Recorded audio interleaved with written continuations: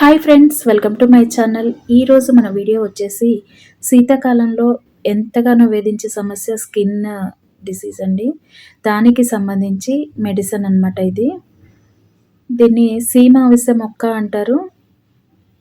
దీన్ని సన అల్లాట అని కూడా అంటారు. ఈ ఫ్లవర్స్ యొక్క షేప్ని బట్టి పాప్కార్న్ ఫ్లవర్స్ అని కూడా అంటారు. మనం ఎంత కాస్ట్లీ క్రీమ్లు వాడినా కూడా పోనీ సొరియాసిస్ లాంటి వాటికి కూడా ఇది ఉపయోగపడుతుందంటండి.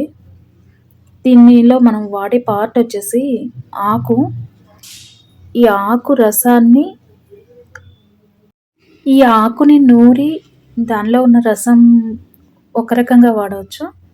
లేదు అంటే ఈ ఆకుని నూరిన తర్వాత దాన్ని ఆయిల్‌లో వేసి కాసి ఆ ఆయిల్‌ని కూడా వాడొచ్చు.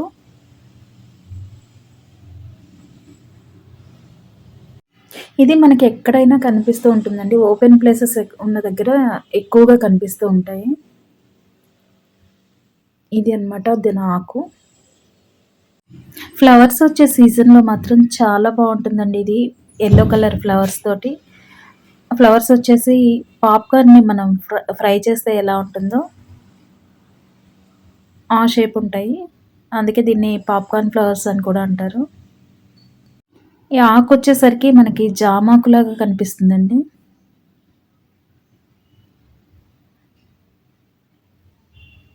ఇది అన్నమాట చెట్టు. మనకిక్కడ చెట్టు మొత్తంలో ఆకును మాత్రం వాడతాము. ఒక్క సొరియాసిసే కాదు, ఏ రకమైన స్కిన్ ఎలర్జీకైనా సరే ఇది మెడిసిన్‌గా ఉపయోగపడుతుందంటండి.